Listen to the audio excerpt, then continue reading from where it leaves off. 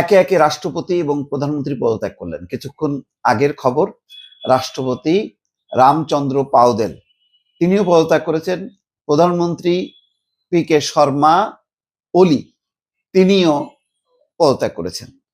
এখন নেপালের ঘুণে ধরা রাজনৈতিক কর্তৃত্ব নেতৃত্ব বহুদিন ধরে নেপালে যে জট বেঁধেছিল, সেই জটটা তরুণদের আন্দোলনের মুখে সেটা একদম তছনছ হয়ে গেছে। মাত্র 2 দিন বাংলাদেশের থেকে আগায় আছে নেপাল অনেক দিক থেকে। দেখেন, বিক্ষোভের প্রতি সংহতি জানিয়ে বা বিক্ষোভের মুখে মন্ত্রীরা 2-3জন মন্ত্রী আগেই পদত্যাগ করছে। তারপরে প্রধানমন্ত্রী পদত্যাগ করলেন, রাষ্ট্রপতি পদত্যাগ করলেন এবং তাদের ঘর বাড়ি তছনছ হয়েছে। বাংলাদেশের সাথে অনেকটা মিল আছে। বাংলাদেশের সাথে মিল আছে আরেকটা, যে সেখানেও কিন্তু তরুণদের নেতৃত্বে ভয়াবহ আন্দোলন হয়েছে। কারণ ওই প্রথাগত যে নেতৃত্ব, তারা সামাজিক যোগাযোগ মাধ্যম 26টা, মানে ফেসবুক, ইউটিউব সহ 26টা বন্ধ করছে। তার বিরুদ্ধে ফুঁসে ওঠে। 2 দিনের আন্দোলনে একদম তছনছ। সবচেয়ে গুরুত্বপূর্ণ, একটা নতুন নেতৃত্ব আসতে যাচ্ছে বালেন্দ্র শাহ নেতৃত্বে, তরুণ নেতৃত্ব। তিনি হচ্ছেন, বলা হচ্ছে, ছাত্র জনতার বিক্ষোভের মুখে কে.পি. শর্মা ওলি এবং রাষ্ট্রপতি পদত্যাগের পর নেপালে এখন নতুন প্রধানমন্ত্রী নিয়ে আলোচনা হচ্ছে।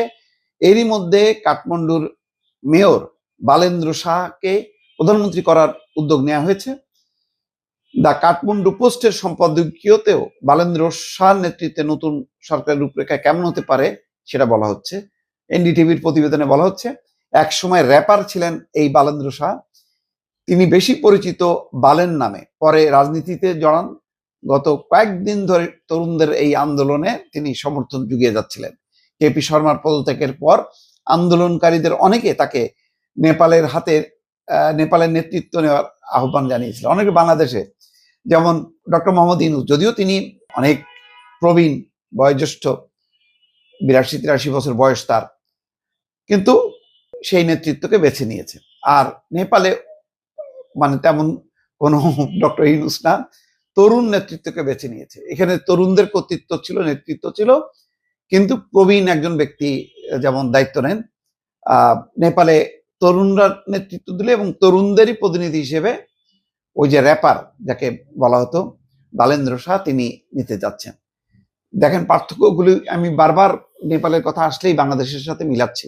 বাংলাদেশেও যেমন মানে এই শাসকরা মানে টোনটা ধরতে পারেনি, তরুণদের টোনটা ধরতে পারেনি, ওই নেপালেও একই অবস্থা। তার একটা মানে জবাব তারা দিয়েছে। মাত্র 2 দিনের আন্দোলনে একদম তছনছ হয়ে গেছে নেপালের একেবারে ক্ষমতার মসনদ ভেঙে ছারখার। এখন ওই কে.পি. শর্মা ওলি বা রাষ্ট্রপতি প্রেসিডেন্ট যে রামচন্দ্র, তারা কে কোথায় পালাবেন সেটা নিয়ে চিন্তা করছেন। যদিও সেনাবাহিনী সেখানে প্রোটেকশন দিচ্ছেন। দেখেন, সেখানেও কিন্তু শেষ পর্যন্ত সেনাবাহিনী, দেশটা রক্ষা করে সেনাবাহিনী, বাংলাদেশেও সেনাবাহিনী। এই জন্য বলি, বাংলাদেশের সেনাবাহিনী নিয়ে ভাই একটু ধীরে সুস্থে কথাবার্তা বলেন। ওই দুম করে ওয়াকার, ভারতের অমুক তমুক এজেন্ট বানায় দিয়ে যে সমস্ত চলে, ঠিক না। নেপালেও দেখেন, শেষ পর্যন্ত দেশটাকে রক্ষা করলো সেনাবাহিনী। নতুবা এগুলির অবস্থা কি, গণধুলাইতে মারা যেত, আরো চরম বিশৃঙ্খল অবস্থা তৈরি হতো। সেই জায়গা থেকে এখন ঘুরে দাঁড়ানোর চেষ্টা চলতেছে তরুণ রাজনৈতিক নেতৃত্ব। তিনি ইতিমধ্যে বলছেন তরুণদেরকে শান্ত হওয়ার জন্য এবং বিক্ষুব্ধ না হওয়ার জন্য, অর্থাৎ শান্তি স্থাপন করছে, যেহেতু প্রেসিডেন্ট প্রধানমন্ত্রী সবাই পদত্যাগ করছে। দেখা যাক, আরো হয়তো নতুন নতুন খবর আসবে। দর্শক ভালো থাকবেন, আল্লাহ হাফেজ।